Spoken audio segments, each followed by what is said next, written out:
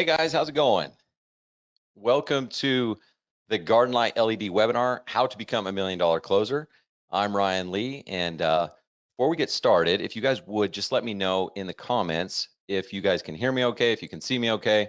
Want to make sure that we have all the bugs worked out before we get started, just to make sure that everything is going to work smoothly. Awesome, good deal.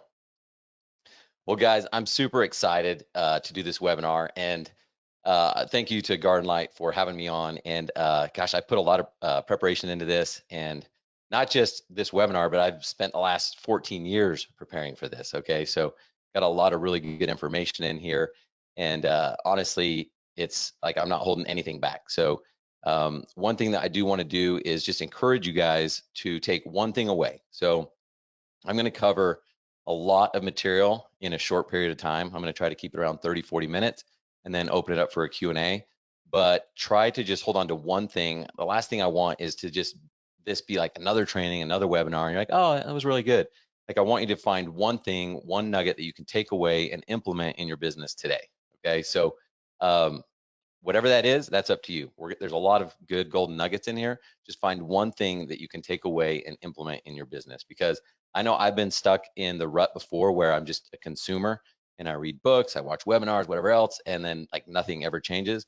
I want to make sure that there's a real transformation, there's a real change in your life and in your business today. So um, what we'll do is like I said, we're gonna get started. And if you have any questions, go ahead and type them in as they come into your head, okay? Because if not, what'll happen is we'll get to the end and you'll be like, oh, I had a question, but I can't remember what it was. So I'm not gonna just stop throughout the presentation, but go ahead and type it in as it comes up. So that way we don't forget at the end to go over any questions that you have. Sound good?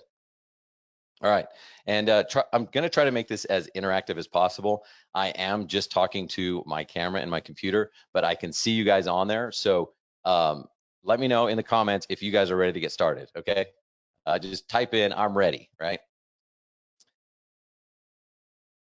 And if not, we will not get started.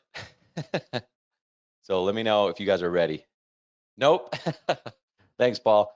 All right, Michael's ready. We're moving forward. Okay. So first, want to just go over a brief overview of the things we're going to cover. So the first thing we're going to talk about is the reason your cells are suffering and what you can do about it starting today. These are three things that I found almost every business owner that I talk to is struggling with. Salespeople struggle with this, and it's just a common theme. So I just want to overcome those and help you move forward with those. Then we're going to talk about sales psychology. Don't fall asleep during the section. I hate the word psychology myself, but it's something that's fundamentally important, and I'll try to make it as exciting as possible, okay? Then we're gonna talk about, if you can't make it through the psychology part, come back with me for this next one, because it's the two secrets that are gonna change your sales forever, okay? And I'm not joking about that. That is a promise, that is a guarantee. It is gonna change your sales forever, no matter what you're selling, but it's specific around landscape lighting, okay? And then finally, we're gonna close with the art of the one call close, and we're gonna break down 5 steps that you can start implementing into your sales process today to make sure that you can become a $1 million closer. So you guys ready? Let's jump right in, okay? So before I get started, I know some of you guys, but I don't know everybody. So let me just do a quick introduction to myself. I got my marketing degree and I got my MBA from Utah State University. Now, the only reason I put that on there is because I spent a lot of time and a lot of money earning that degree, okay? But the majority of what I learned and what we're gonna go over today was actually in the field after I started my business. So again, I have to, if you get an MBA, you have to tell everyone that you're an MBA. So that's why that's on there. But I started my business with my brother in 2007 and ended up selling that business last year. Sold my portion to him and moved back to Utah. And I started Landscape Lighting Secrets. Okay, and it's, as far as I know, no one's challenged me on this, but it's the world's first and only business coaching program specifically for the landscape lighting industry. So I'm going to run with that until one of you guys challenges me on that. But like I said, most of my experience and everything that we're going to talk about today was from starting, running, building, and growing my landscape lighting business. So the nice thing about what I do and everything I teach is there's not really any hypotheticals. It's all stuff that I either did that worked or stuff that I did that didn't work. And so I talk about all those things to make sure that you guys can get kind of a jump start and a fast pass to success. So I've designed over 2,000 lighting systems and personally sold over $7 million in landscape lighting. So enough about me. Let's get into the content. So if we want to become $1 million closer, I want to make sure that you guys understand the math behind it, because a lot of people actually think, man, I don't know if I can sell $1 million worth of landscape lighting. It seems kind of tough. You know, a lot of people are able to get to two, three, 400, $500,000 mark, but it's hard for them to get to a million. By the way, did I say we're going to go fast? Okay, I'm going to talk fast. I'm going to move fast because there is so much content here, and I want to make sure we get as much of it in as possible. So, like I said, if you have questions and if I'm going too fast, just type the question in the box and I'll make sure to answer it at the end. Okay. So, um, I want you guys to understand the numbers. Okay. To get to a million is not as hard as you think once you break it down. Okay. So, in order to get to a million, if your average sale is $5,000, then you're going to need 200 sales, right? And so, in order to get to those numbers, you're going to need three things. You're going to need one, high quality targeted leads. You're going to need the right pricing strategy. And then finally, you're going to need the ability to close consistently. Okay. So, let's break it down a little bit further. So I gave you my example. $1 million is 200 sales at $5,000 each, right? Now, the first way to increase or to get to $1 million is, rather than selling your jobs at $5,000 a piece, increase your price, double your price, and charge $10,000 for your average job. Now you only need 100 sales, right? Alternatively, if you're only charging 3,300 for an average job, then you're going to need 300 sales. So you can kind of play with the numbers and see where you fit in there. Now, let's say your closing rate is 50%. Okay. To some of you, that might be really good. To some of you, that might be really bad. But let's just pick a number, right? And so let's say it's 50%. And in order to get 200 sales, that means you're going to need 400 leads. So if you're only getting 200 leads right now at 50% closing rate, then you're going to need to double your leads, right? It's pretty simple. But if you know you only have a 50% closing rate and you need to get 100 sales to get, and you're selling at $10,000 each, then you only need 200 leads, right? But what we're going to focus on is increasing your closing rate, okay? And so if we can increase your closing rate from 50 to 70%, now in order to get those 200 sales, instead of 400 leads, now you only need 286 leads because you're that much more efficient at closing the sale, okay? So that's what we're going to focus on. Getting to that $1 million mark, 200 sales at $5,000 each. Like I said, you're going to need more than this, but you need high quality targeted leads. You're going to need the right pricing strategy. And finally, what we're going to break down today is the ability to close consistently. So you guys ready to move on and find out exactly how you guys can become a $1 million closer? Let me know in the comments if you're ready to learn and if you're ready to find out some of these secrets for success. Chris, have no sound. I think everybody else has said they can hear me. If you guys can still hear me, let me know in the comments. Um, hoping that that's just a one-off, but let me know, you guys.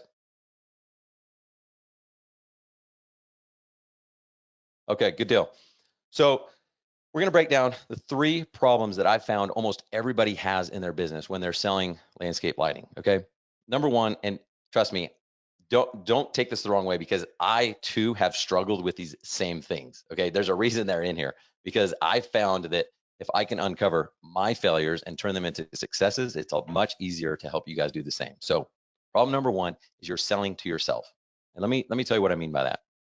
Like when you go into a sales presentation, you're selling to, you're going into it thinking that your client thinks like you, buys like you. Okay, they have a different buying behavior than you, they have a different income than you, and so they have different expectations. So while it might be okay that, to you, if someone's a few minutes late, that doesn't mean it's okay to them, right? And it might be, you might not spend $20,000 on a lighting system, but that doesn't mean that they won't spend $20,000 on a lighting system, right?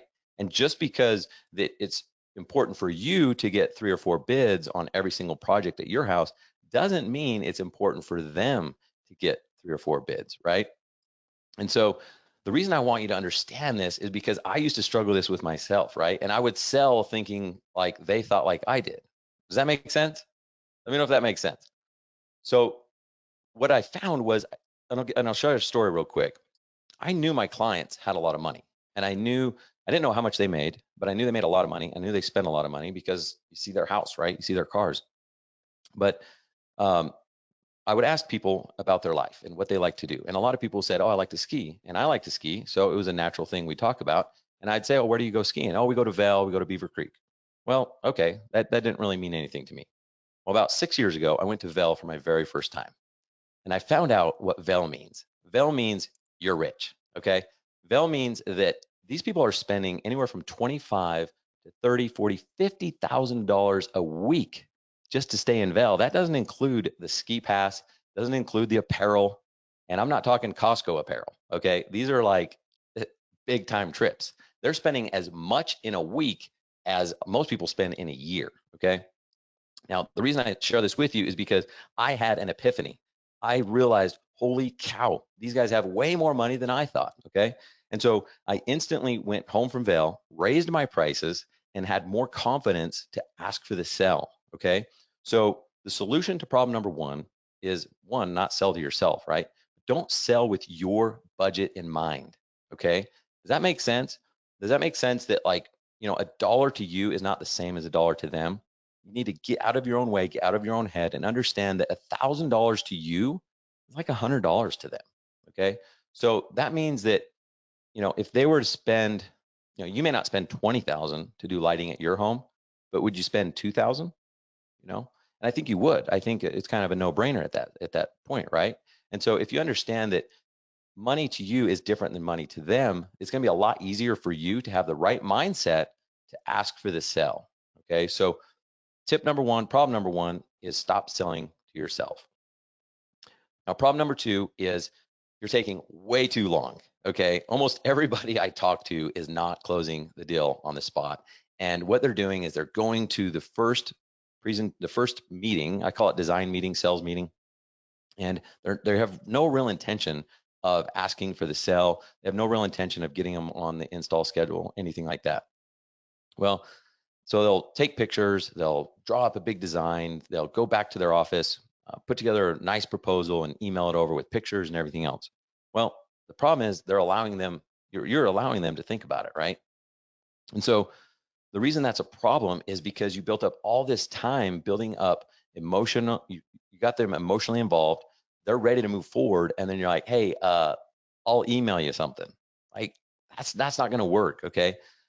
So the problem is you're just taking way too long. And rather than assuming that, just because you would want someone to do that, that doesn't mean they want someone to, right? So don't assume that. Instead, assume the sell and understand that they want to buy landscape lighting from you today. They don't want to wait to find the price. Okay. They called you for a reason. You're there for a reason. Why not just give them what they want, give them the price, and close the sale, right? So are you guys with me? Does that make sense? Let me know. Plus, I got to get a drink.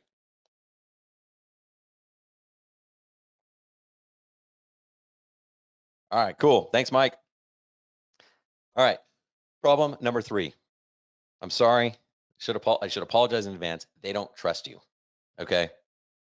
Most of your clients, well, if they're moving forward, they trust you. But all these sales that you've racked up, or these sales that you didn't get over the years that you've racked up, it's because they don't trust you. Okay. If they did trust you, they would find every possible way to work with you. Okay. They truly, truly would. So the key here is stop being a salesperson. Okay. Um, I learned this years and years ago because I used to just jump right in. I thought, okay, they want lighting. I'm going to get there and sell them lighting. And so instead of asking questions and being a consultant, being a guide, I would just start selling. That's what I thought that's what they wanted. So I would just sit there and tell them this, tell them that. And it was really unsuccessful because that's not really what they did want. Okay. So one tip I'm going to give you is to treat everybody like your grandmother. Okay. Unless you don't like your grandmother. If you don't like your grandma, then pick someone else. Pick someone, your favorite person in the world. Okay. But the reason I say grandmother is because I like my grandmothers. Okay. I liked them. And they were nice, sweet ladies. And you would treat them differently than just a random person that you just met, right? You'd be a little bit kinder. You'd probably spend more time with them. And even if you know them really well, you wouldn't just jump right in and help them get lighting. You would find out how their day is going and find out a little bit more and really be there to help them, right?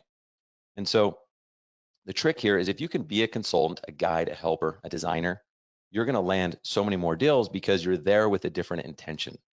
So my tip is when you get there, detach yourself from the sale. Don't think about how much money you're going to make, how much commission you're going to make, anything like that. Just think about how you're going to be effective at helping them get what they want.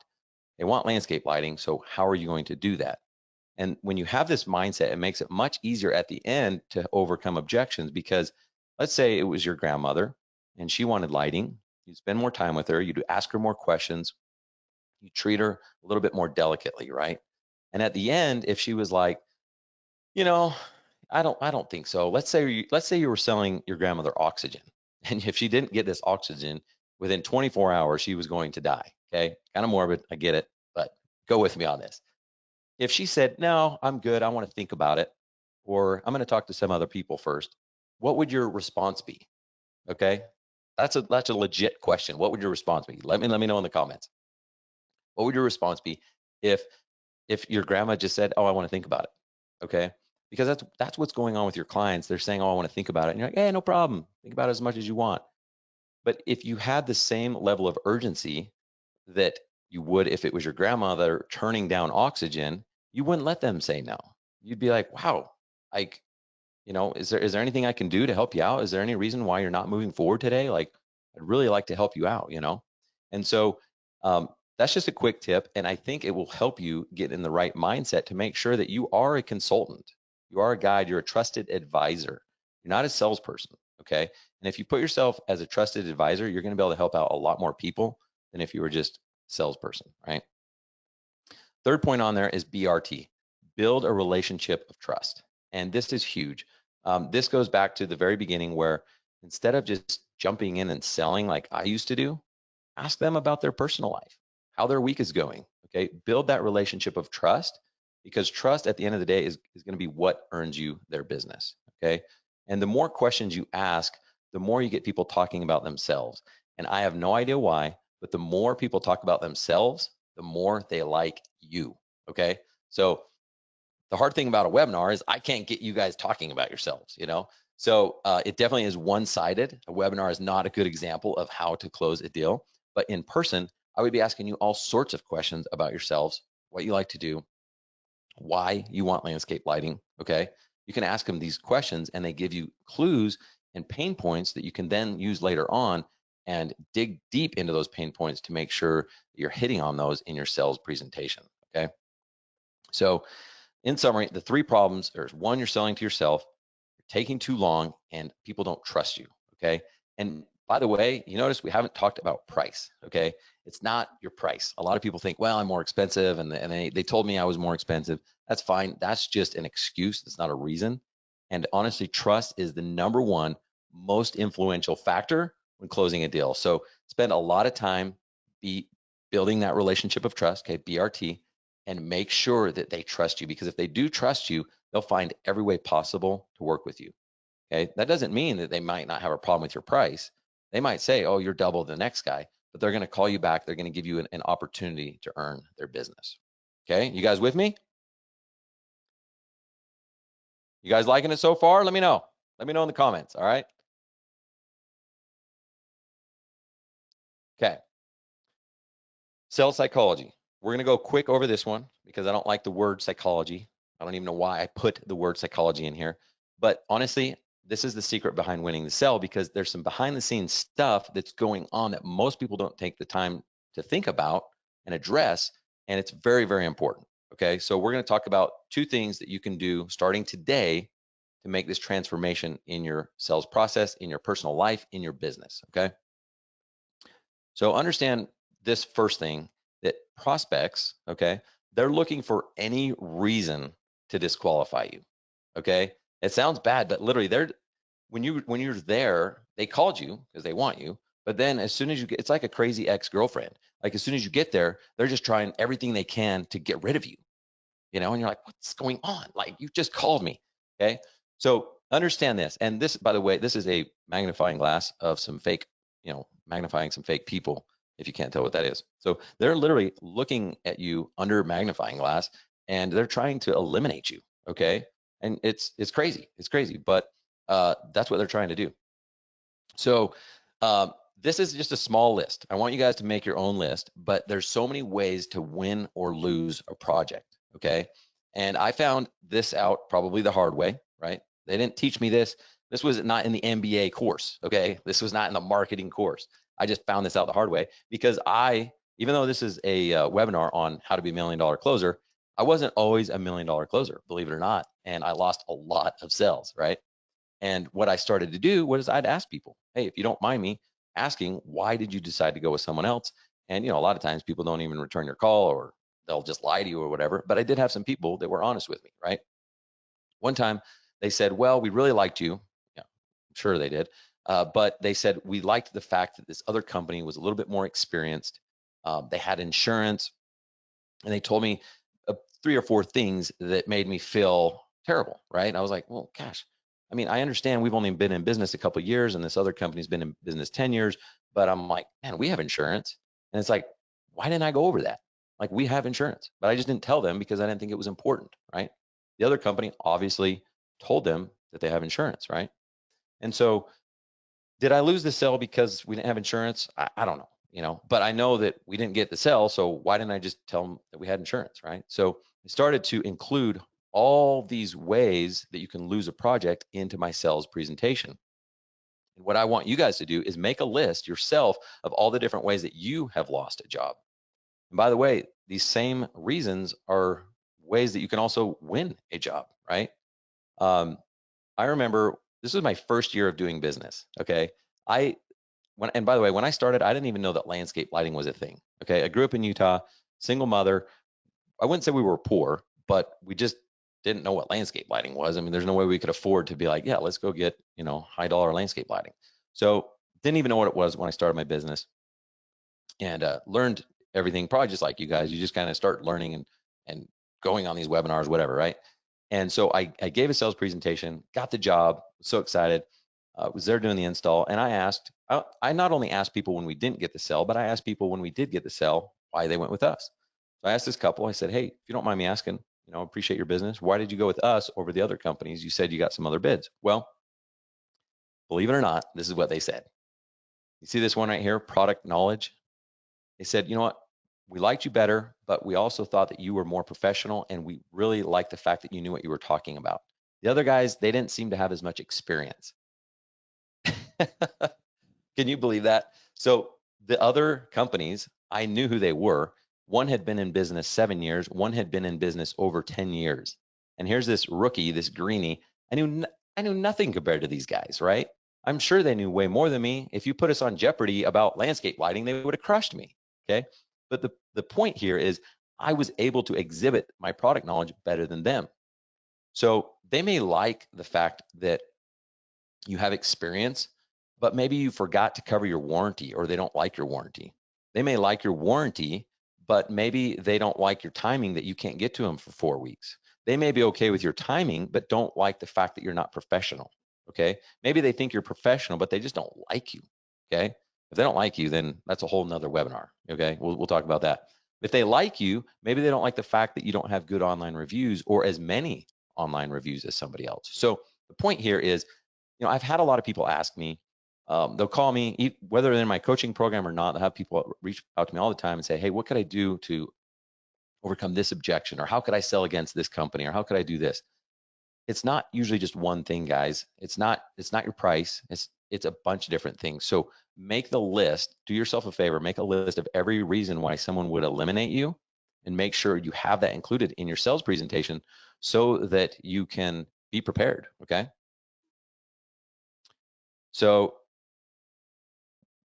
yeah, basically the reason why you want to do that is make sure you do that to eliminate all the ways to lose a project so that they have no choice but to choose you. Okay. So we're going to move right on through this. Who can tell me who said this quote? Whether you think you can or think you can't, you're right. Put it in the comments if you guys know. Obviously, I just said it, but who came up with it originally, right? So put that in the comments, and let's see who is a fan of. Yep, Dan's right. All right. So positive mental attitude. This is huge, you guys.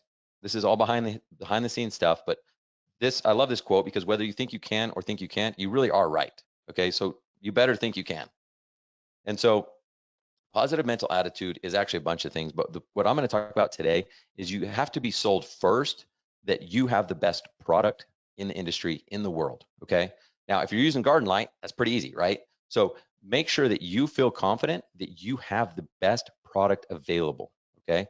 Then you also need to be sold. You need to sell yourself before you go on your next presentation that not only do you have the best product, but you are the best person to deliver that product. Okay, you are the best company, you are the best salesperson, you are the best designer, the best consultant, advisor. You are that person. Okay, there's no one else in your market better than you. And then you finally have to be sold that you are the best person to deliver that product today, not tomorrow, not next week, but today. If you're convinced of this, you're going to be that much more effective in convincing them that they need you. Okay, so for them, it's kind of the opposite. Okay, they need to be convinced that they need landscape lighting. This is not if you got some disposable income, they need lighting. Okay, and I'm not going to talk about all the ways why they need lighting. Hopefully, you guys know this, right? But they need lighting. So the second thing is you need to understand is they need to buy landscape lighting from you. Okay, and then that they need to be convinced that they need to buy landscape lighting from you today. If you can convince yourself of these three things, your closing rate is going to go through the roof. Okay. So you've got to have yourself mentally prepared every single time. Sit in your truck before you go in and tell yourself these things. I'm going to close this deal because of this. They need landscape lighting. They need landscape lighting from me. And they need landscape lighting from me today. They cannot wait. Okay. It's that urgent. And if you have that, if you've just convinced yourself of those three things mentally, you're going to be that much better. Okay, we're moving quick, guys. I am trying to get through this quick. And if you guys have any questions, like I said, write them down in the questions so I can come back and answer them. I know I'm going quick. And so there's probably some questions that you're like, wait, what did you just say? Go ahead and write it down, and we'll circle back at the end. But I want to get through most of this content within this time period. So, you guys ready to move forward? We're going to talk about 2 secrets that are going to change your sales forever. Put your seatbelt on. Here we go. Okay.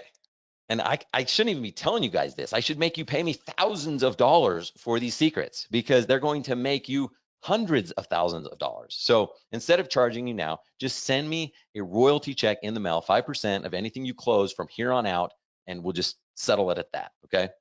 So secret number 1 is the price marinade. By the way, I apologize if you are vegan because this is probably disgusting. And if I haven't lost you yet, just stay with me. The next slide has no pictures of any meat. But I'm a carnivore. I love meat. And if you are like me, if you've ever had a good marinade, you know what I'm talking about. Okay. So like a juicy cut of meat, your offering is going to be that much better if you can let it marinate a bit. Okay. So what does that even mean? Okay. All right. If you're vegan, come on back. We got rid of the meat pictures.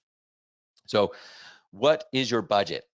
Put in the comments, if you ask someone that today on your next sales appointment, what are they going to say? Every time it's almost the same thing, right? What do people say when you're like, hey, what is your budget for this project? I mean, have you ever had anyone that's like, I don't know, 100 grand? Like that just doesn't happen, right?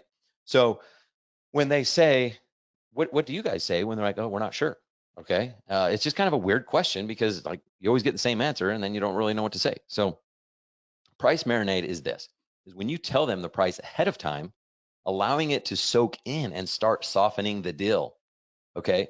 Most people are afraid to do this because I don't know why. I think the world has brainwashed us and told us that we've got to build up value first and we've got to do this magical presentation because we don't want to scare them off. So, excuse me, we're going to spend an hour building up all this value and then we'll hit them with the price. Well, you guys have probably been doing it like this. And what happens? Okay.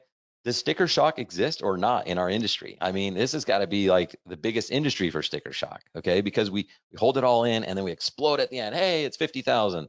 Like, what? That's way more than we thought. Right. So this method is super beneficial because it decreases the sticker shock that most experience at the end of the meeting. Right. So the problem is by waiting until the very end, you've spent all this time building up value and there's so much excitement and so much energy. And then it's like, oh, hey, by the way, it's 50 grand. Like, okay, that was a waste. Moving on to the next appointment. So why not tell them what the price is going to be ahead of time? And by doing this, it allows you to do a couple things. One, it gets the price out. Sticker shock is going to happen. You might as well get it over with and then spend the next hour building value. But then the other thing it does is it allows you to find out their budget. Because when you tell them, hey, just so you know, property like this typically is about $20,000, and you haven't asked them their budget yet, then they go, wow, that's a lot more than we thought it would be. And you say, okay, well, how much did you think it was going to be? Well, we thought it was going to be 8. We thought it was going to be 8,000. Well, you just got their budget and you didn't have to ask them what their budget was, right? And so rather than asking them, what is your budget? Just tell them what the price is going to be. And then when they say their number, now you know what you're working with, right? And so you might be able to even position that better and get the price closer to that 8 grand mark. But regardless, whatever happens, even if it comes in at 15, they're like, whew, at least it wasn't 20. You know, you told them it was 20 and now it's only 15. That's actually a relief, even though it's almost double their budget, right? So that is secret number one. There's a few tricks to it, but you can start doing that in your business today. Okay. Just tell them in advance before you even get started with the presentation. It's like, hey, I'm Ryan. Nice to meet you. By the way, this project usually costs 20,000. Get it out in the open. Okay. No more hiding it. No more secret there. Okay. Secret number two. Okay. The triple option. Now, I learned this the hard way as well. This was not an MBA class. Okay. So here's the thing. Most people don't want to buy the cheapest and most people don't want to buy the most expensive. Now, obviously there's the exception, but for the most part, people don't want to buy the cheapest and most time they don't want to buy the most expensive. Luckily, there are people that do want to buy the most expensive and you can sell them the big time systems. But let me break down what the triple option is and how it works. So when I first started selling landscape lighting, I did all the homework I could, research, everything else. I found the product that I wanted to use, that I was comfortable warranting, everything else, right? So there was really only one option. Why would I give someone an option when I'm the expert? I know what I'm willing to install. I know how long it takes. I know about it. Why would I even give them another option? So I started selling like this, and honestly, did okay. Sold, 600,000 a year just selling one option. Okay. And so 20 fixtures, 7,000 plus tax. Okay. That seemed to be fine. Well, I ended up having people would say, well, do you have anything else? Or the other guy was cheaper or whatever. And I started realizing, you know what, maybe I should do another option. So introduced option number two. Well, if you remember from like 2 slides ago, I told you most people don't want to buy the most expensive and most people don't want to buy the cheapest. Well, look what we have here. We have the cheapest and the most expensive. So you literally just eliminated the entire world. Okay. Now, it's better than one option, but it's still not that good because you're only giving them the cheapest and the most expensive option, right? And people have a really hard time with this because, again, they don't want to be cheap and they don't want to be flashy. So where are they going to go? Probably to your competitor. Okay. So when you do 3 options, look how beautiful that is. Okay. Now with the higher option in place, they don't feel like 7,000 is that bad anymore. Okay. When 7,000 was the only option, it's freaking expensive. Okay. They thought it was going to be 3 grand, 5 grand, whatever. Okay. And with 2 options in place, it was still expensive. It was the most expensive option out there. And they are not that type of people. They don't like to buy the most expensive. Well, luckily for your future clients and yourself, you're now going to offer 3 options, which puts this middle option, which is the one you really want to sell the majority of the time, right there in the comfort zone. Okay. So it positions it in a way where 7,000, geez, at least it's not 11. Could be worse, right, honey? Right, honey? So just make sure that you're offering 3 options every single time. Okay. And some people are like, oh, yeah, I do that. And then you find out, well, they do that every once in a while, like if someone asks for more options. I mean, I'm talking give 3 options every single time. Even if you don't think, okay, they live in a trailer home and you think they're not going to buy the most expensive one, just give them the option. Okay. We're in America. People want freedom. They want to choose. Okay. And I'm not going to get all political yet. Okay. I might, but just give them options. That's the key. Okay. That's the key. Don't make assumptions. You want to assume the sell, but you don't want to assume what they want to buy. So give them the options. You think, oh, they live in a $5 million house. They're not going to want the cheap stuff. Just give them the 3 options. There's a reason I do this. Okay. They're always going to choose the middle one most of the time. Okay. We're moving on, guys. We're to the final section. Are you guys awake? Are you with me? Say hoorah or something in the comments. Give me some energy. Give me something. This is so weird when you're talking to yourself into a camera and looking at yourself on a computer. So let's do this, guys. All right. The art of the one call close. And this is so cool. We talked about this earlier, just briefly, that most people are not closing on the spot. They want to go back and they want to put together some like crazy thing with fake pictures of path lights and everything and do 3D renderings and all. Who I don't even know. It's just a waste. Okay. So just stop doing that right now. Because the problem is when you tell them, when you don't give them the opportunity to purchase, okay, then they're like, well, yeah, we should talk it over and let's think about it. And you're like, yeah, yeah, yeah, I'd do that too. It's like, no, what do you, the question is, what is there to think about? Okay. Because if you just spent an hour building all this value and then they want to think about it, well, sayonara, see ya, it's over. Like you just lost that deal. And some of you are like, well, actually, no, I got a guy that called me back the other day after I sent him an email 2 weeks later. Okay, that's fine. That's the exception. But if you want to be $1 million closer, start closing on the spot. Okay. So, how much do you think that they're going to remember when you leave? How much do you, I mean, honestly, because I don't even think you'll remember much of what you talked about after you leave. Okay. Most people don't have a dialed in sales presentation. So they don't even remember that they remembered what they were going to remember to talk about. Okay. Does that even make sense? Okay. So, you must get in the habit of closing on the spot. And remember, this is a lot easier to do when you think of yourself as a consultant, as a guide, as a trusted advisor, because you'd be doing them a disservice if they didn't decide on the spot. Because now it's just delaying how long it's going to take them to make a decision, which delays how long until they get lights. And what's even worse is now you're opening up opportunity for them to go with someone else. How horrible would that be if they went with someone else? I mean, would you let your grandmother go with a different lighting company? So you got to understand that you are not a salesperson. You're not trying to hard close them. You're not a used car salesperson. You're just a trusted advisor. Okay. You're just a guide. So let's talk about the 5 steps, and we're almost done, guys.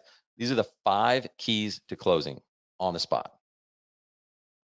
So first of all, ask questions. Okay, I mentioned this briefly earlier, but the reason you want to ask questions is one, to get them talking. When they start talking, they fall in love with you. You don't even have to say anything, and they love you because they're talking about themselves. Okay, but you want to find out why they want lighting. How long have they lived in their house? Why have they been in their house 10 years if they've never gotten lighting? Okay, why today? Why did they decide now to get lighting? And this is ammunition for you to use later, because you're going to uncover pain points. And when you find those pain points, you tear them open. Okay, you get that pain and you make that pain even bigger than it is and expose that weakness and make it hurt.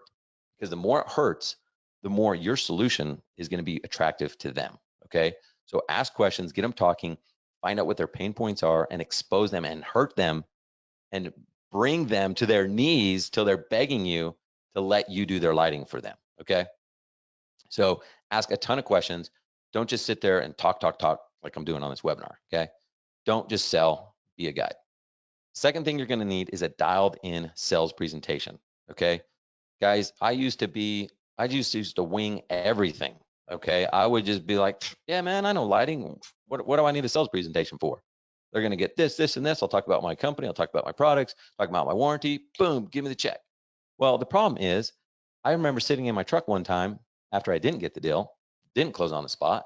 And I was like, okay, what was it? Why didn't I get the deal? And I started thinking I just kind of rewatched the whole presentation again. I didn't bring up like small stuff like, oh, why didn't I talk about the fact that we have a digital timer with a battery backup? And the nice thing about that is that they don't have to reset or reprogram the timer when the power goes out. Okay, maybe that wasn't the only thing, but if I had a dialed in sales presentation, I surely would have brought that up. Okay, and it goes back to what we were talking about before. They're looking for any way to eliminate you. So the only way to overcome all their objections is to make sure you have a dialed in sales presentation.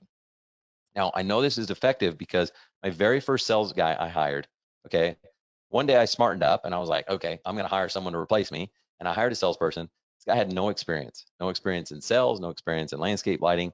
I gave him, by the way, I didn't even have a sales presentation until I hired him. I was like, man, he's starting in 2 weeks. I better have a sales presentation because how am I going to train him? I put this together on an iPad and I trained him the very first day. We got a call in Rockwall, which is a little over an hour away from our office, which was a good area, but it was a little too far for me. I was like, I don't want to go. So I said, hey, this is a perfect training opportunity. What's he gonna do? Screw it up? I don't care if he screws up a sale in Rockwall. Who cares? That's not my target area. So he goes out there, and I told him just price it per light, this, that, and the other. He's like, well, what happens if they ask like how long I've been here? I'm like, Well, then you tell them it's your first day. You know, there's no reason to lie to them, but don't tell them it's your first day unless they ask, right? So he goes through the thing, sells, I'm not even joking, sells a $6,000 lighting system, no experience, first day with this dialed in sales presentation. Because all he had to do was go through the slides and just read what was on there and talk about what we had just talked about for 5 hours prior. And the lady did ask, she actually asked him, she's like, wow, I mean, you're very informative. How long you been doing this? And I'm like, oh my gosh, did he lie? You know? And he told her, no, it's actually my first day. She's like, really? Like, I'm impressed. And it didn't change the fact that she wanted to move forward. He got a deposit check for $3,000, brought it back to the shop, and earned his very first commission his very first day. So I know the sales presentation works. And by the way, I keep calling it sales presentation, but we're done calling ourselves salespeople. It's a design presentation. Okay. If on your business card it says salesperson, destroy all cards immediately, burn them and get rid of them, because today you are a lighting designer. Okay. Third key to closing is tie downs. Now, tie downs are mini closes along the way throughout your conversation, throughout your presentation. And these are questions such as, does that make sense? Are you with me? Wouldn't it be nice? Couldn't it? Shouldn't it? All these little mini questions that get your client, your prospect, which is going to be your client, to say yes along the way. The more yeses they say, the more used to yes they're saying. So at the end, when you go for the close, the natural response is yes, right? So you got to do these little things. I've actually been doing it today during this presentation. You know, are you with me? Does that make sense? You guys ready to move forward? So you can do this in your lighting presentation. You know, wouldn't it be nice to have a timer that you don't have to worry about resetting every time the power goes out? Okay, wouldn't it be nice to have a lighting system with a 20-year warranty so you don't have to worry about replacing it every other year? Just simple questions like that to get them to say yes. Okay, you with me? Gotcha. Didn't I? Didn't I is another one. So many tie downs along the way. Fourth one is overcome objections. As if you want to be $1 million closer, you have to get outside of your comfort zone. You have to be able to overcome objections. Okay. I can't tell you how many deals I have gotten after they said they want to think about it or we're going to get other bids. And by just continuing the conversation, okay, not turning into this hardcore closer, just continuing the conversation and asking them what it is they want to think about, why they want to think about. Is there something that we didn't cover today? Simple questions like that can overcome the objection, and you'll find, I mean, there's a sales method is the feel felt found. So if someone's like, we're just not sure that this is right for us, okay, I understand how you feel. Okay, I understand how you feel. Others have felt the same way until they found that once they had lighting, it completely transformed their life. And in fact, most people that do lighting with us have us come back and add more lighting down the road. Okay. So you can do that feel felt found. If that feels awkward to you, then like I said, just treat it as your grandmother. Okay. If she was saying no to oxygen, you don't have to be like, oh, Grandma, I understand how you feel. And others have felt the same way until they found out that they'd be dead if they didn't have oxygen. Like, you don't have to use that method, but you could be like, well, geez, you know, is there a reason why you wouldn't want to move forward? Is there something that we said or did? And just literally continue the conversation, and you're going to find out that they're ready to move forward. Okay. They're just, they just need to have a talk about it. Okay. You can even, this really works. If they're like, I don't know, we just need to talk about it. No problem. I completely understand. I actually have to run out to my truck anyway to make a few phone calls. I'll give you guys a few minutes. Just come get me when you're ready. You're not asking permission. You're just telling them what you're going to do. So, because if you're like, oh, would you guys want some time to think about it? No, don't do that. Just tell them you're going to be out in your truck. They'll talk about it in about 60 seconds. Come out and tell you, yeah, we're ready to move forward. Okay. So, um, that's overcoming objections. Just try it, guys. Even if you can overcome 2 objections on every sales call, your sales are going to go through the roof. Okay, I promise you that. But if you just continue doing what you're doing now and just being afraid of overcoming objections, you're not going to see a huge increase. Okay, these other things are going to help, but overcoming objections is huge. The final one is assume the sell. Okay, so you have to go in there knowing that you're going to get the sell today. And again, it's not for a commission. You're going in there to help them today, right? So you're assuming that they want to buy from you because they called you, they made an appointment. Why would they not want to get landscape lighting from you? And if you remember from the beginning, where we talked about that you need to be sold that you are the best person for the job, that you have the best product for the job, and you are the best person for them to buy from today. If you can have and adopt that mindset, that's going to help you assume the sell. So those are the 5 keys to closing. Guys, I have gone probably a little bit over my time, but that we got to the end. Okay, so thank you so much for staying till the end. Now we're gonna open it up for Q&A, and if you guys have any questions, let me know. Before, I'm just going to go to this real quick because if some of you guys have to jump off, I want to just give you my contact info. So if you need to get in touch, there's my email, there's my cell phone. If you have any questions about today's presentation or anything else in your business, just shoot me an email, shoot me a text, give me a call. Be happy to help you out. So that's my contact info. And I believe Garden Light will be also sending you a copy of this presentation as well. But like I said, if you guys have any questions or need anything, there's my information. So with that being said, we'll open it up to Q&A and see what questions you guys have. So I'm going to open up this box, I guess, and see if there have already been any questions. But if not, you guys go ahead and type them in there, and I'll just go ahead and answer them in the order that they came in.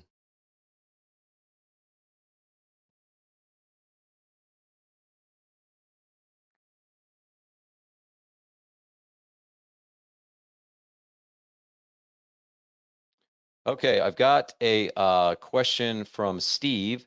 What is your policy on mock-up before a contract is signed? So I'm not exactly sure what you mean by mock-up, if that's like an actual setting up a demo, or if you mean like, on paper or something like that. But honestly, my sales process is to go in there. I've got a little, like, I'm old school. Okay. So if you have, a digital CRM and you've got the iPad and whatever else, and you want to use that, that's totally fine. But I literally just write it down on a quote sheet, and I tell them, okay, here's where we're going to put the lights, 10 lights uplighting home exterior, 4 path lights, 5 moonlights, or 5 down lights creating moonlight effect from trees, whatever that is. Here's the 3 different options. Then whichever one they choose, which is usually the middle one, circle that, have them sign it, get a check for a deposit for 50%.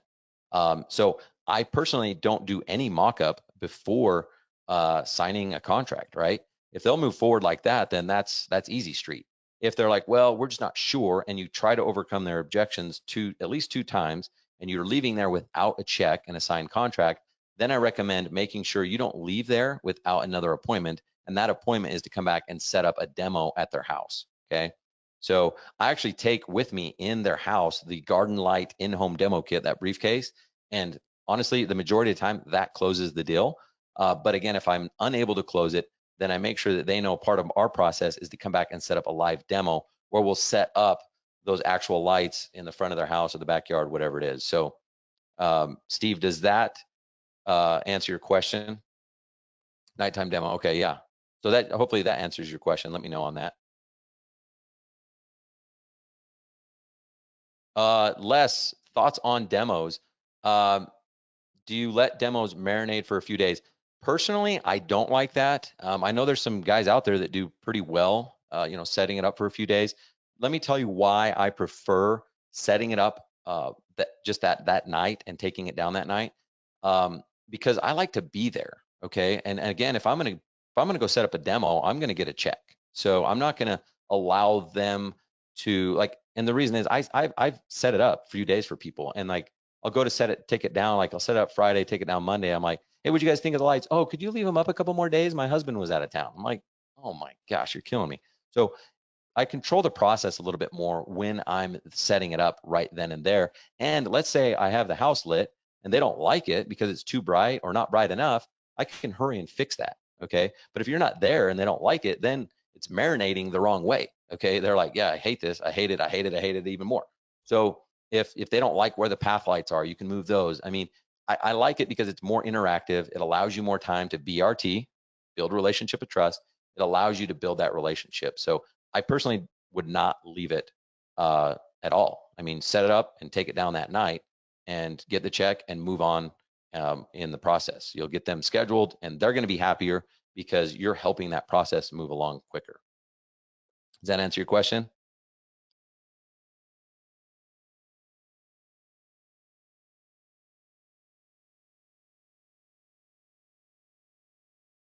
Okay, I've got a question from Dan. Also, let's see, maybe you asked another one. Well, let's see. Any advice for some of these techniques during the COVID environment? I don't usually have the chance to sit down in someone's house and go through things in detail. We're usually standing outside on their front steps in the cold and or walking around their property. Great question. So you're going to have to adapt. You know what I mean? If they have a place like a covered patio that you could sit down and make it a little bit more comfortable, that would be ideal. But obviously, if they don't trust you to come into their house, then tell them to bundle up. You know, the more comfortable you can make them, the easier it's going to be, because you really want to make sure that you can go through this stuff. You can show them the in-home demo kit, which in this case would be, you know, outside of the home demo kit. Show them your iPad presentation. Show them your pictures of projects that are similar to what you're going to do at their house. So my only tip would be just to adapt to that environment. And, you know, some people are, even though it's COVID, they will let you in. So if they do, you know, be grateful that they let you in and kind of keep your distance or whatever. But um, I know some people have, when they answer the door, you show them that you've got your mask on and you apply hand sanitizer right when they answer the door, just so that they feel comfortable that you are sanitized and you're, you know, following a COVID protocol per se. Um, but yeah, I mean, you're just going to have to adapt. And but still, I wouldn't make that an excuse to not go through everything with them. If they're starting to get cold, then I would invite them to, hey, if you know, I still have a few more minutes. Would you guys like to go get a thicker jacket on, bigger hat, so that we can go through this? Because I think it's really important that you guys feel comfortable with everything that we're going to do moving forward, right?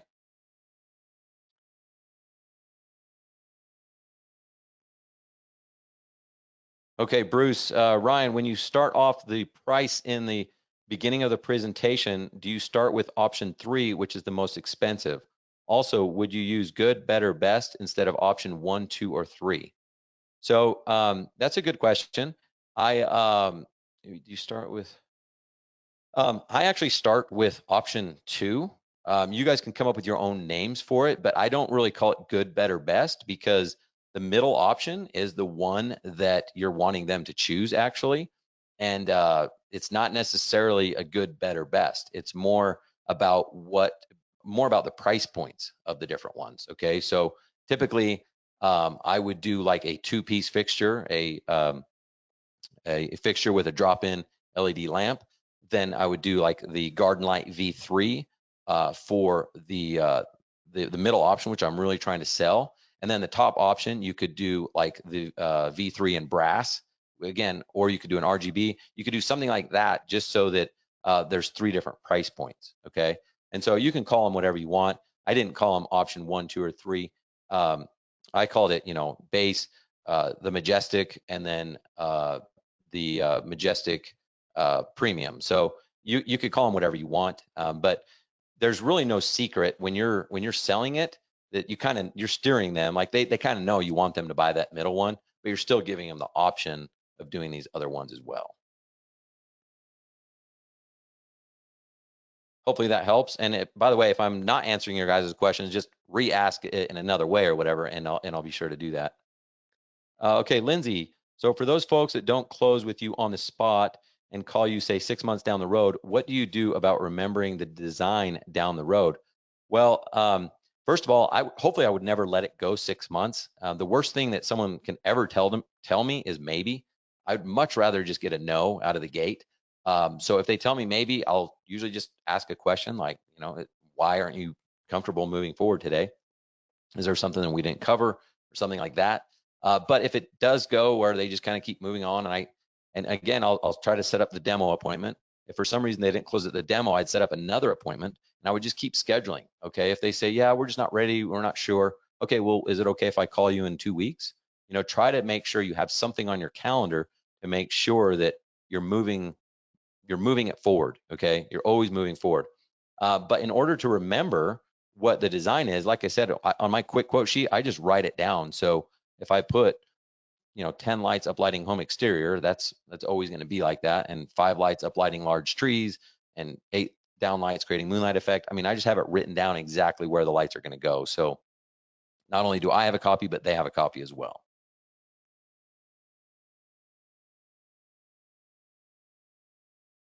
Okay.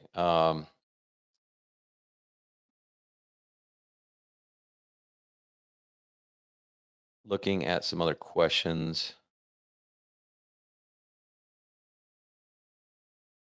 Okay, to be able to present, this is from Lindsay, to be able to present the same day, one, what do you do for large estates that will take hours to design it? Two, what materials do you provide on site?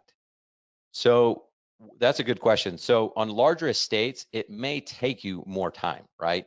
So but honestly, personally, I have closed my largest deal that I did like on the spot was $50,000, right? And so like I just met them, I just like spent time taking notes, everything else, closed it on the spot. I had another one that was a little bit over $100,000, which I didn't. I closed on the spot, but it was a second meeting because same thing. I was there and I said, "Hey, this is going to take me over an hour just to write down all my notes and everything. Are you guys okay if we reschedule this design meeting for another time where we have more time because this is going to take me a long time?" So rather than try to force it into this like 1 hour window of me taking notes and everything else, I just recommend like advising them early on so they're not like, yeah, well, we just scheduled our whole day, whatever. I would just tell them, hey, this is going to take a lot of time. I don't mind giving you guys some information right now since you're here, but it's after that, it's going to take me quite a bit to take notes. So could we schedule another time where I'll come back and we'll go over a lot of this stuff in more detail. So you can still show them the in-home demo kit and everything else, but you really want to schedule that for another time. And that's what I did on that guy. And when I went back, I'd already price marinated him. I had already told him it was going to be a six-figure job, so he wasn't like, "Oh my gosh, I had no idea." But when I went back, was within the hour, closed him on the spot because I had kind of led him to believe that's what was going to happen. Okay, Dan, this is from Dan. For later, you mentioned giving people on the spot pricing instead of waiting to go back to the office and taking time to make a pretty looking proposal, et cetera. How do you balance that against needing to take some time to properly come up with a design and not rushing into something? So I may have just answered that a little bit as well. Um, but it just depends on how many lights or whatever. But I would say, if you're not like for me, I'm like in my truck pulling up to the house, and if they're doing a backyard system, then you can't see the backyard. But before I even walk up to their front yard, I know where those lights are going. Okay, I know there's certain things that you might miss, but honestly, it's like, once you learn design, you've got home exterior, there's only so much you can do on the home exterior, putting in gutters and peaks and everything else.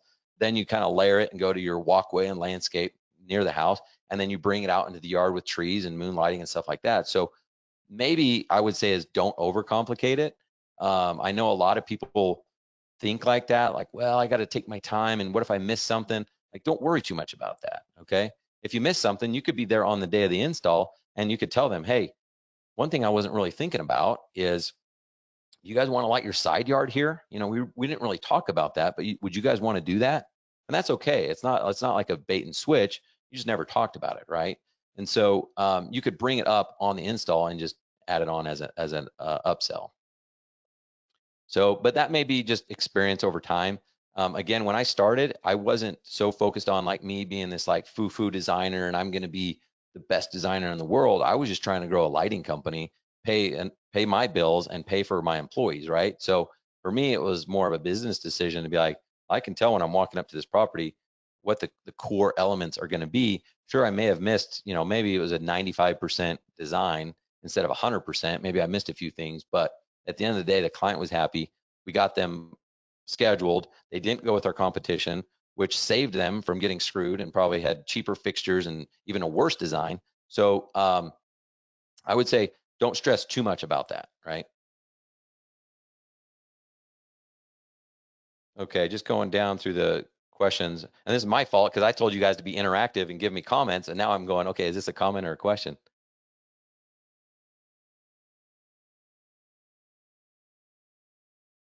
Okay.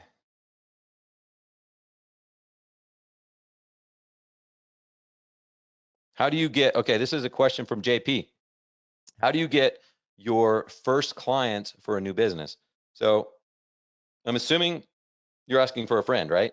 No, I'm assuming you're asking for yourself, but I would ask you this, if I, if we were on a phone call, I'd ask you, what is your background? What did you do prior? Are you just brand new to landscape lighting and the industry as a whole? Or are you, if you already have an existing business, like if you're a window cleaner or a landscaper or a pressure washer, or if you have something like that that you have a list, if you have a client list, I would reach out to them. Okay, send them an email and a letter in the mail. Yes, there's still letters in the mail, and tell them about your new venture and offer them a discount if they'll move forward with you, right? And so that's tip number one. Tip number two is make sure you have create an online Google My Business account, and that is actually, Google is showing, even above websites, they're showing Google My Business listings, so you can get free leads off of just creating that in your area, and make sure it's optimized. You fill out all the cities that you work in, make sure it's optimized for landscape lighting, get pictures uploaded and everything else. But then beyond that, I mean, go knock some doors. That's what I did when I started my business. Um, Not just knock on doors of residences, but you can go network with other landscapers, with pool builders, home builders, interior designers. If you go through just your phone and your Rolodex, you've got to know somebody that is already in front of your dream client. It could be a realtor friend of yours. Okay. Go reach out to them and tell them about what you're doing, and give them a 10% referral commission if they'll refer you on a job. And they'll post it on Facebook and say, hey, if anyone knows, if you're looking for landscape lighting, I've got a buddy who has his own landscape lighting business. Let me know if you're interested. Okay. So, and then do the same thing, post it on your own Facebook and let people know about your new venture, right? So if you go do that, and then when you get a job, go knock on those doors in that neighborhood and let people know, hey, we just finished up a job in your neighborhood. I'd love to come set up a demo for you. Would next Tuesday or Thursday be better for you? Okay. Again, you're not asking if you can set up a demo. You're just telling them you're going to. Is next Tuesday or Thursday better? And that will help you get your business off the ground, because then you can get into referrals, get more online reviews, and start building it from there. So if I was starting, that's exactly what I would do. Hopefully that answers your question, JP. All right. This is from Mike. Mike, this was great. Just a comment. This will help great as I am hiring my first designer this winter. Awesome. I will actually make a presentation. So cool. Thanks, Mike. I appreciate you jumping on. And yeah, feel free to use any of this information. And I highly recommend, especially if you're hiring your first designer, make it easy on them. Okay, because it can be a stressful job. You know, they're going to be out late at night doing demos and stuff like that. The easier you can make it on them, the process, and make it easy for them to close deals and set them up for success, the more they're going to like you, the more they're going to want to stay, and the more they're going to talk to their friends, which will help you find other designers, help you find more installers, and really build your team. So you're on the right track. Good job. Okay, from Les, is your quote legally binding or a handshake? So this is no joke. This is coming from Mr. MBA. Remember, I got my MBA. I have to tell you about that at least 10 times on this presentation. Well, I got my MBA. My first probably 30 deals were just on a handshake, and like we didn't even write anything down. I was like, yeah, we could do this. You know, it'd be $5,000. Okay, well, when can you do it? Tomorrow. Okay, sounds good. Handshake, boom. I was like, man, this is easy money. And then I remember at one point someone was like, hey, don't you think we should write this down? And I was like, you want to write it down? And they're like, yeah, I'd feel more comfortable writing it down. I'm like, okay, do you have a piece of paper? So I literally used their piece of paper and their pen to write, because I didn't have a piece of paper and a pen. I didn't have a clipboard. You know, I wasn't even thinking about that. So we write down, 10 lights, uplighting home exterior, just write all that down, and wrote the price, and they signed it. I signed it. Who knows if that was legally binding, but it made them feel better. So then I started doing that. I just would carry a piece of paper and a pen and clipboard, and I'd have people do that. And then after a while, someone, it was probably an attorney, they're like, hey, don't you think this is kind of sketchy? And I'm like, what do you think is kind of sketchy? Well, you're just writing it on a piece of paper. I'm like, okay, what'd you have in mind? Well, don't you think you should have a contract? I'm like, okay. So then I made a contract. I, who knows if it's legally binding? I never really had a situation where I had to really enforce it. I had someone back out of a deal once, didn't matter. I wasn't going to chase them down or whatever. Um, I found out in plenty of time, whatever, to rearrange my schedule. I did have one lady that didn't pay, and we actually did take her to small claims court, and just mainly because I wanted to see if you could take someone to small claims court. Took like over a year, but the judge ordered her to pay, and she did. So I would say, I guess it is legally binding, but I did a lot on a handshake back in the day, and I think if you're small, okay, but as you grow, you're definitely going to want some paperwork. It's more professional. It's going to help build your brand. It's going to make people know that it's not just Ryan's outdoor lighting company. It's a true business, a true enterprise that they're dealing with. So definitely, I would recommend doing a contract. All right, question from Steve. Do you provide an itemized breakdown, as have had more analysis because of this? Okay, hold on. I got to think about this question. Breakdowns have had more analysis. That probably has something to do with what I was talking about at the time, and I don't know. If you wouldn't mind, Steve, I definitely want to answer your question, but I don't know what you mean. So let me know. Let me know, and I'll be happy to answer that question. Okay, question from Bruce. May be tough to do in COVID, but I always felt asking the client to come indoors so you can get a complete perspective of the property from the inside. Makes you look like higher end designer, and also helps break down barriers and build a greater sense of trust. I love that. Okay, I love that, Bruce. So maybe you guys try that. Maybe when you're out there, say, I understand you guys may not want me to come in, whatever, but I got my mask, I got my hand sanitizer. I like to do the design from inside because a lot of times you're going to be in your living room, in your kitchen, in your bedroom. I want to make sure it looks good from in there as well. Do you mind if we step inside for a few minutes? Then once you're inside, that trust does go up, because if they're willing to let you in their house, they trust you more. Then just try to sit across the table at the dining room, something like that. So great suggestion, Bruce. I totally love that.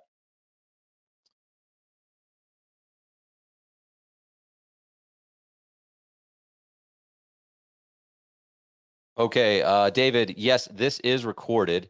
And I believe Garden Light, I think Brittany's going to be sending this out to everyone who jumped on today. So we did record it. So I would say if you don't get the replay or something like that, then shoot me an email, or shoot Brittany an email. Here's my contact info right here, my cell number and my email. So if you guys have any questions about today's presentation or about anything, just shoot me a message. I would say give us, 5 or 6 days to get you the recording. I'm not exactly sure how long until it goes out, but give us some time to get it all together and sent out. And then if you don't get it within like a week or something like that, just shoot us a message.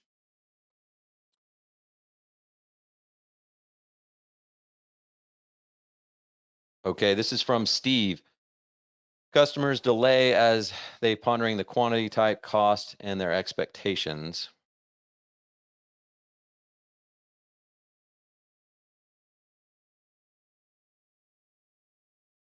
I'm not sure. As they pondering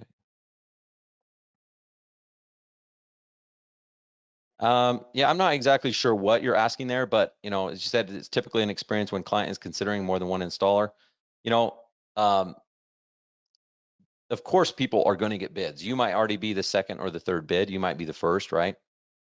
Um, but like I said, if you go through these things, if you do the price marinade, if you do the triple option, if you go in with the right mindset that you are the right person, you have the best products, and they need landscape lighting from you today. If you go through this and you have a dialed in sales presentation, and you do the tie downs, and you ask questions, and you assume the sell, you'll find yourself not dealing with this. I mean, myself, the salespeople that I've trained, the people in my coaching program, they've all experienced this, where people tell them at the very beginning of the sales presentation, just so you know, I'm not going to make a decision today. We're going to get some other bids, right? So they do that to make sure that you're not a salesperson. But again, when you go in and you're not a salesperson, and now you're a guide, a trusted advisor, a consultant, they're ready to move forward, because they trust you. And why would they not move forward? Because again, if they don't move forward, you're doing them a disservice by allowing them to go with somebody else, which they're going to get screwed. So why would you allow someone to make a terrible decision like that? So learn to overcome objections. Okay, just on your next sales presentation, just try it one time. Okay, and try that for a few times, asking just one additional follow-up question when they say they want to think about it. You'll get more comfortable with it. After a while, try to overcome 2 objections, and it might even be 3. Okay, and you'll be surprised that most of the time it's really only 1 or 2. and then they're ready to move forward. And even though they told you that they're going to get other bids, you leave the appointment with a check in hand, and they almost forget that they told you that they were going to get other bids. It's really quite magical. All right, this is a question from Fitz. What do you cover on the slide presentation, and how much time you spend covering it? So I cover kind of three different things. So I cover who we are as a company, what our products are, and then a little bit about the installation, warranty, stuff like that. So if you want to know exactly what to cover, let me go back. When you make a list of all the reasons why they're going to eliminate you, that's what you're going to cover. You're going to cover everything that a potential reason why they could eliminate you. So make that list and make sure all that stuff is in your sales presentation. How much time do I spend covering it? I mean, I usually try to stay at the residence 1 hour. Okay, so in that time, you've got to cover your PowerPoint, your sales presentation, which again is not a lot of time. That's probably 10 minutes at most, because most of the time you're spending BRTing. Okay, you're going to build that relationship of trust. Then you're going to show them an in-home demo kit. I like to show the fixtures. Listen, a lot of guys are like, I'm not a fixture salesman, I'm a designer. It's like, okay, that's fine, but people still want to see the fixtures. So just show them the fixtures. Okay, you can still be a designer and sell on your design, but it's really cool to put the fixture in their hand, and then you put your competitor's fixture in their hand, and they're like, oh, it's a no-brainer. Let's go with this one. And it's of course the one in the middle that you're trying to sell them. So turn it on with the battery, show them the pure LED, show them how good it looks, and you spend time, total of 20 minutes between the sales presentation, show them the lights, and then the rest just asking questions and building a relationship. You're going to have a really high close rate.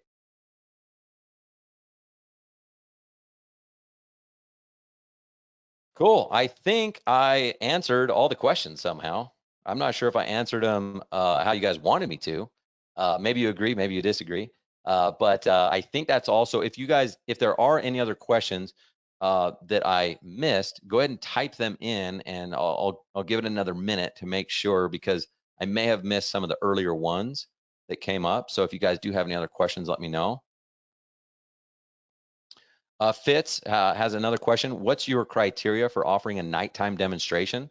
So while I do recommend advertising it, it looks great on your trucks, in postcards, direct mail, online, free nighttime demo. I think it's awesome. It's a great, kind of call to action. I won't just go set up a free nighttime demo for anyone. If they call in and say, hey, we want the free nighttime demo, my office has a pre-qualification script, which, by the way, if you don't have a pre-qualification script, write one out, make one, so that your office is telling these people the exact same thing every single time. But part of that is when they say, I want a free demo, they say, okay, no problem. We're going to send up a lighting designer to meet with you. And they'll actually put together a design with you and go over the quote. And then after that, if you want to do a demo, then we'll go ahead and set that up, right? And so our prerequisite is you have to meet with us first, right? And so we'll go there, try to close the deal as we like it. If, let's say I gave a larger quote, let's say I gave a quote for like 20,000, and they're like, man, we really like you, we want to move forward, but we really only want to spend 10. You could technically close the deal at 10, but a lot of times that's when we'll actually set up a demo and say, listen, 10 is just not going to do it justice. You're going to feel like it was a waste of money. Let me come over next week, or let me come over tomorrow, whenever it is, and set up a demo for you so you can see exactly what it's going to look like. Okay. And that way they know that you really are a helper, a guide, a trusted advisor. You're not just trying to sell them an extra $10,000 worth of lights. You're putting in the time to show them what it's going to look like. So, and then if they decide, you know what, we're just not sure, we want to get other bids, we want to think about it. Again, don't just set up a demo. You're going to overcome their objection at least 2, maybe 3 times. If you still can't close the deal, that's when I then move to setting up a demo. So I'll say, okay, I totally understand. I still want to earn your business. I'd like to come set up a demo. Would next Tuesday or Thursday be better for you? So I just make sure that they already know the price. They already know that, like, okay, we're doing that. We're moving forward, And then a lot of times I'll ask them, like, hey, if we set up this demo and everything looks as good, or hopefully even better than what you even imagine, is there any reason why you wouldn't feel comfortable moving forward? And so a lot of times they know, okay, I'm only going to set up this demo unless I'm really serious about moving forward. So that's kind of my criteria for that.